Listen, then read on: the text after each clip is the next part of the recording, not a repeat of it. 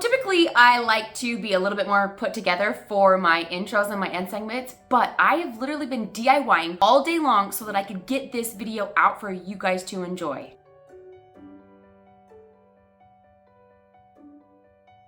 Hi guys, my name is Annalie and this is my DIY channel. I've been working all day to wrap up this video so that you guys could enjoy it so that I could get out this weekend, Thanksgiving weekend. And I hope that you all had a very happy Thanksgiving. I hope you guys enjoyed this video. Let's get right into it so you can see the Christmas DIYs that I have made, and I hope that you guys find some inspiration from this video. So for DIY number one, again, we're using a Dollar Tree sign. This is kind of a staple that I love to do. If you guys have been here for a while, you've seen me do this. But I went ahead and I just cut it down to size that I needed it to be. I wanted a square size. And then using these little half beads that I got from Amazon. Love these things, you guys. I don't know where they've been all my life, but I love them. I wanted to make this cute sign that I've seen in a lot of places. Hobby Lobby, just other, Pinterest, a bunch of places. This is very common, but I've never done one.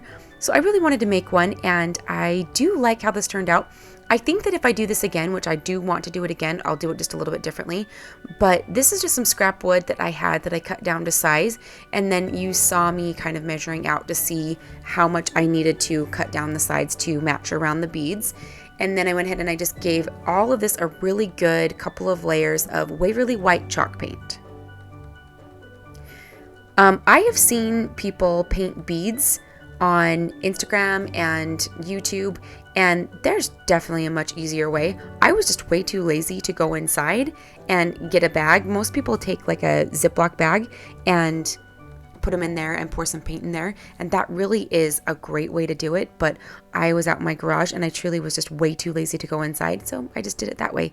It worked out just fine, and I did have to sand them a little bit, which I was already planning on doing anyway, but I gave everything a really good sanding because I love the natural distressing that it gave this, especially on the edges. It gave it just this really pretty natural wood distressing that showed through, and I really liked that. Using this square here to make sure that I had a really good square right angle, I went ahead and glued these down with some hot glue. The Gorilla Glue brand works really good. And so I've got these all glued down. You can see that I just kind of line them all up here. So at first I left that space in the middle of my sign blank, like not all the way painted in, because I was just going to put a piece of paper over that. And so I just got really lazy and was like, why paint the middle if I'm just going to be covering it up? But you'll see that as I get this built, I decided that I wanted to do it as more of a interchangeable frame, because this is something that you're going to see that I'm going to do as a Christmas DIY. But like I said, as I was making it here in a minute, I realized that I like this frame so much that I wanted to use it for more than just Christmas. So I shifted gears here and decided to make it so that I could use it year round. So using some super glue, I really liked how this worked better. I had a little bit more time to adjust them because it didn't dry right away like hot glue does, but it dries nice and sturdy. And so I was able to get all of the beads down and then the other pieces. And I liked that I was able to work with the beads a little bit before they were completely committed, stuck down to the board. I could move them if I needed to, because when working with beads, especially these flat beads, if you don't hold your tongue right, then when you go to put all the beads down, they can what's the word I want? Protrude. They can pop out places that I don't want them to. I don't know if that makes any sense, but the super glue was really helpful for me. So once everything was dry, I gave it all another good sanding layer just to get those beads, just to give that really pretty distressed look. These are just some picks that I got. I believe these came from Walmart or Dollar Tree. I really don't get them from hardly anywhere else. I get them from Hobby Lobby sometimes, but I haven't been to Hobby Lobby for a hot minute. So I believe these are from Walmart. But I went ahead and I made this little removable swag. So you can see right here I'm using some Velcro command strips, and I'm cutting this down to size, and I'm going to glue this at the bottom because I'm going to make this interchangeable. In the after Christmas, when I go to put all my Christmas stuff away, I'm just going to take off the little Velcroed swag from this and put on some boxwood greenery just so that it could kind of have like a really pretty farmhouse look with the white and then the green. And then I'm going to use this year round.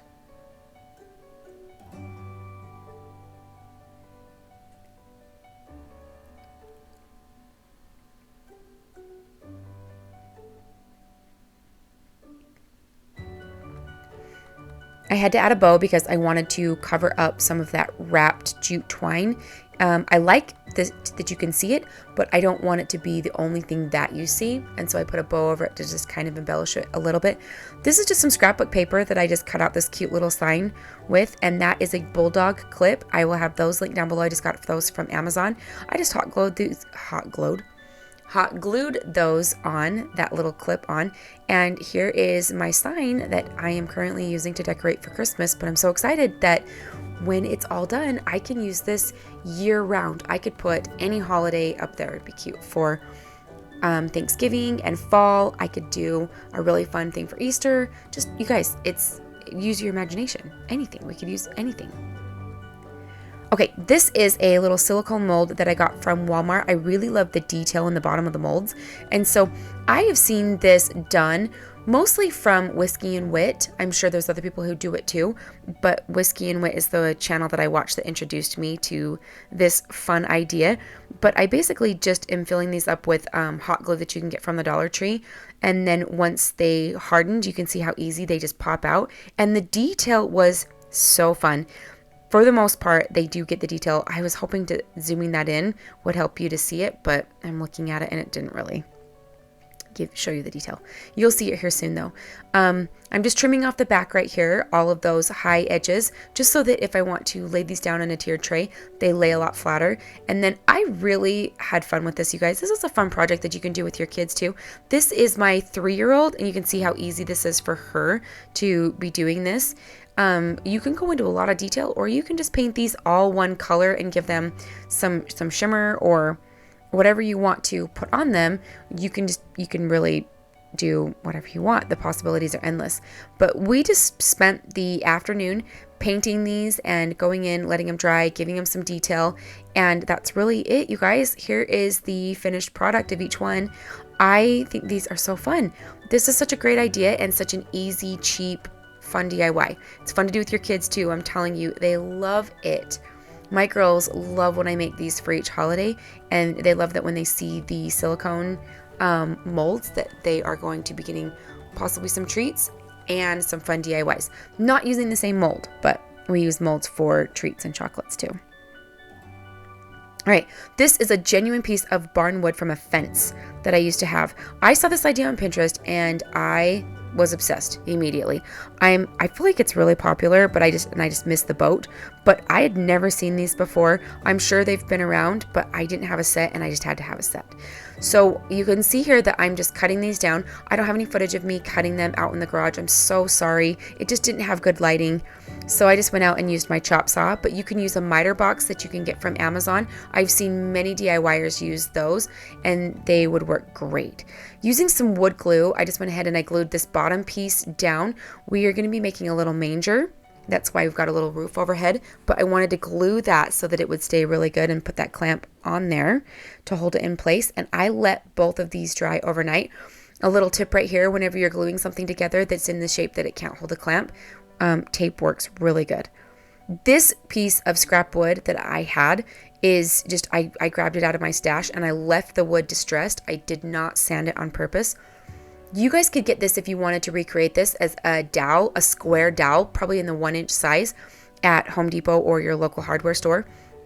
Or even they probably would rip down a piece of wood for you to get you like a long piece like this if you go to a place that cuts wood for you.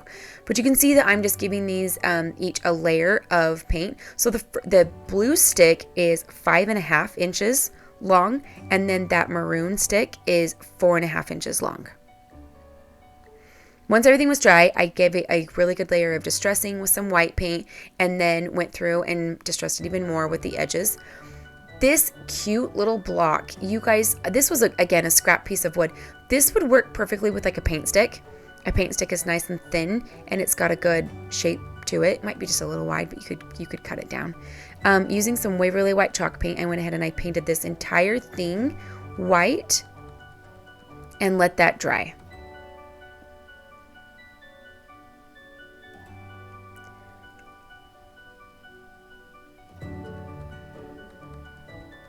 Okay, some of this I did want to have a really good hold, even with the glue. And so just using my pneumatic, I don't know if I said that right. Wow.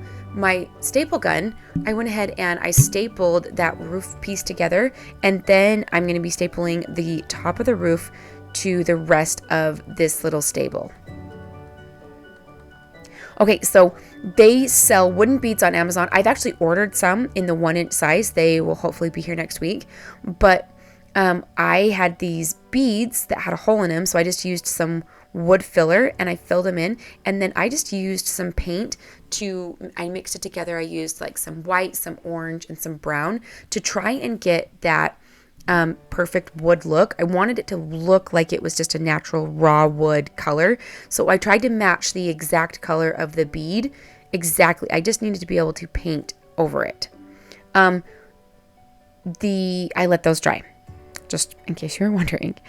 This is a star that I got from the Dollar Tree, but I didn't like that it had all those holes in it. So using some of that spackle from the Dollar Tree, I went ahead and I filled that in, dried that really good with my heat gun, which my heat gun is new, you guys, and I'm a little obsessed with it. It's amazing. I can't believe I've gone this long without it.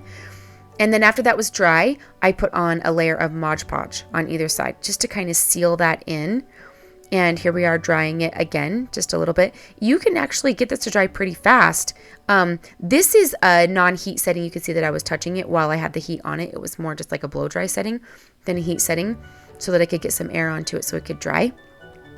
And then I went ahead and I painted this, and this gave me a full looking star without all of the holes and the cuts and everything in it.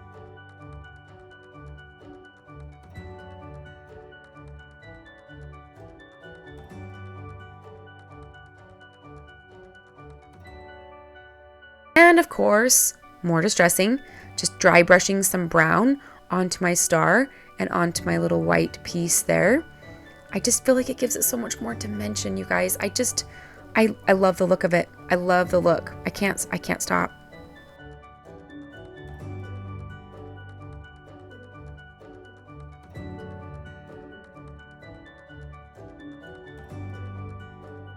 Right here, I am gluing on a little half bead, because this is going to look like a square form of baby Jesus, which he's all wrapped up and he only has his head poking out.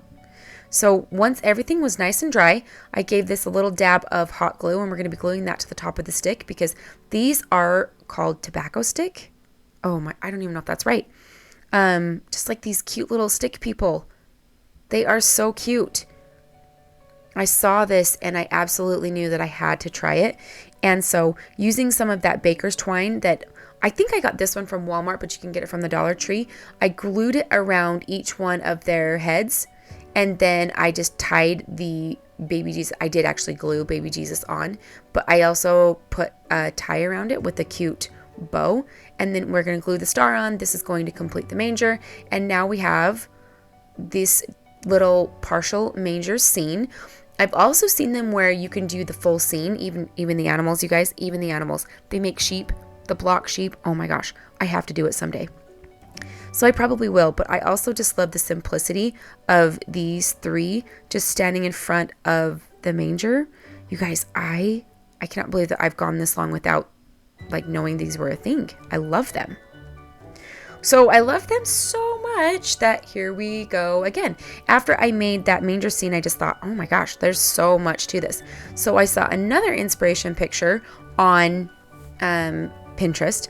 And so here we are again. As you can see, there are 6 pieces of wood and various lengths. And there are 6 people in my family, me and my husband, and we have our 4 children. We have 2 boys and then 2 girls. And so I decided that I wanted to do a family one, and I thought that they were so cute. So I did a really pretty like mauve, creams, greens and blue color palette. And so right here, I'm just getting everything painted and ready to go.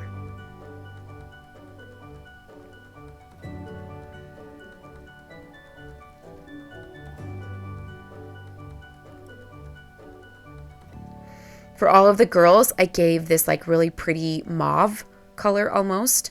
And then I just kind of ombre'd it. Like I just kept adding some white to it so that they were just kind of like various colors of the same color. Various shades is what I probably should have said. Various shades of the same color. So here we go again with filling the holes. Since you didn't see that before, I thought that I would show you this technique right now. I filled the beads, and then that's why I painted them, is to cover that up. But I do believe this would look a little bit better with the solid wood balls, not like an actual bead. But I did give this a really good layer of sanding because I wanted this to be nice and smooth, and then painting it again to try and match that color as best as possible. That natural wood color, the really nice natural. So here's just a comparison to kind of show you guys to see how I did with the color matching. Let me know what you think. Let me know if you feel like I matched those colors really well. And again, with the distressing, we're going to distress and then we're going to sand. And so I do go in with a really heavy hand with the brown for distressing, but I did that because I knew that I was going to be sanding it all off. So lots of work.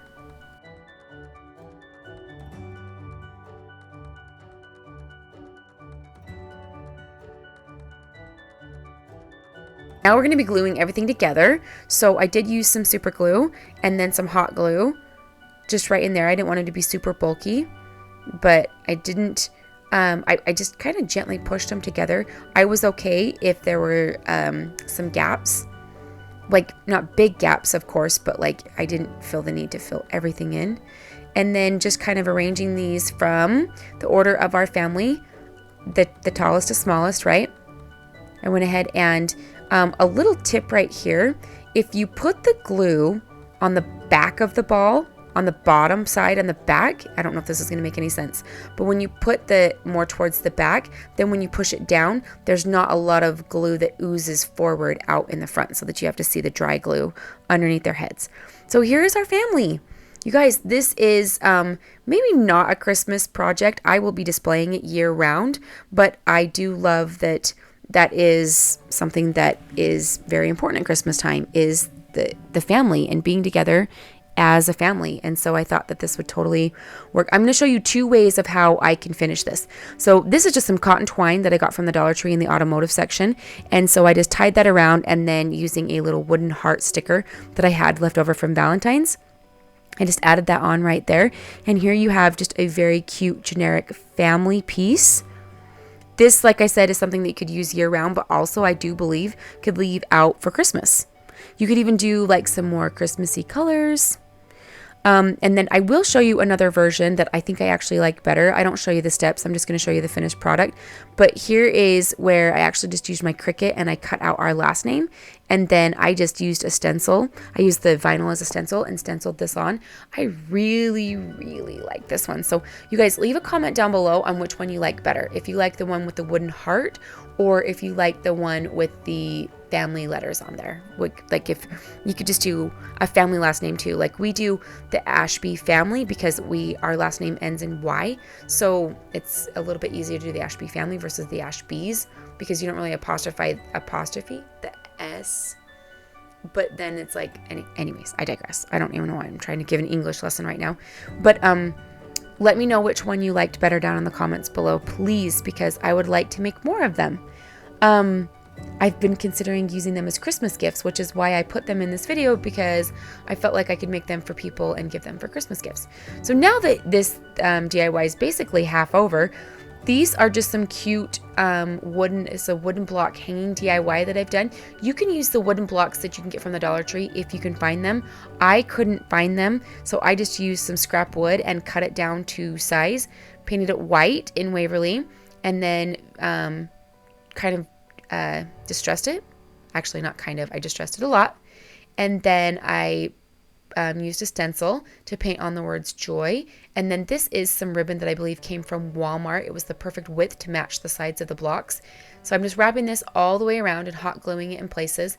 And then I don't know if you saw that I did drill holes in these blocks, because right here I'm going to be feeding some twine through these cute blocks so that it can all hang on a string. So I just used a white bead at the bottom. This is also a Pinterest inspiration, by the way, but a white bead at the bottom, and then I fist fed those all the way through, and then they put those 3 beads on top there and tie everything off with a bow, because I just feel like a bow adds to everything. And then this little DIY was ready to go. This is a nice hanging DIY. I like the diversity, so I've been making a lot of signs and stuff like that, but I thought this was really cute to be as a hanger. So this was very easy. You also could do ones with like longer words, like home. Home was really cute. I didn't see a lot more. This was something that, like I said, I saw on Pinterest, and so I bet you could do really any word that you wanted to pertaining to Christmas, and these turned out so cute, I think.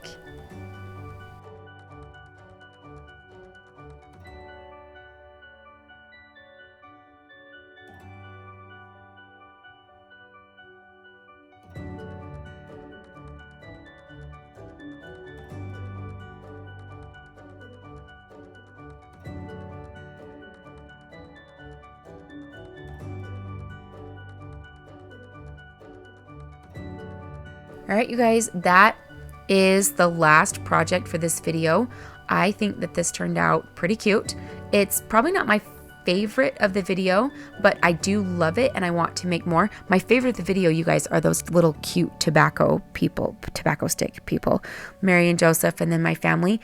Absolutely love those. But thank you guys for those of you who are here at the end. I have an awesome video for you guys today. It is another Darren Hardy video. The video that he's talking about is asks the question, what kind of friend are you?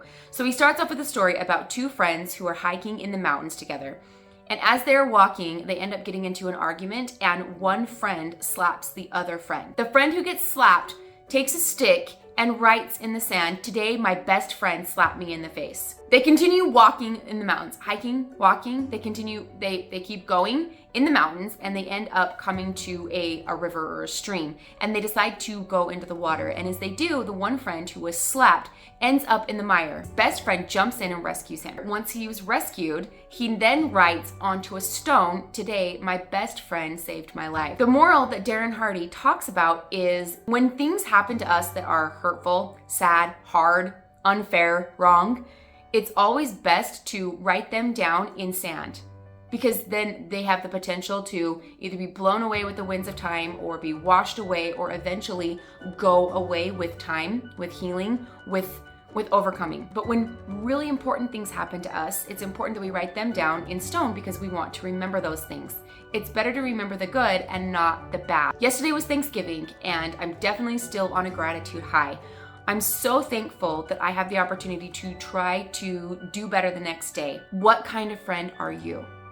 Are you the kind of friend that wants to remember the bad, the negative, harboring it? That's a real thing. And a lot of times we have a lot of justifiable reasons. I will never, ever deny the hard that people have endured. I don't remember, I can't give this adequate credit because I don't know who said it, but harboring hurt and anger is like drinking a poison yourself, but hoping that somebody else dies. By letting it go, by letting the hurt wash away in the sands of time, what it does is it frees you. It liberates you. And you're a better friend. And I didn't want to really spoil this too much, but Darren Hardy talks about sometimes a true friend should slap you in the face, right? Or slap us in the face.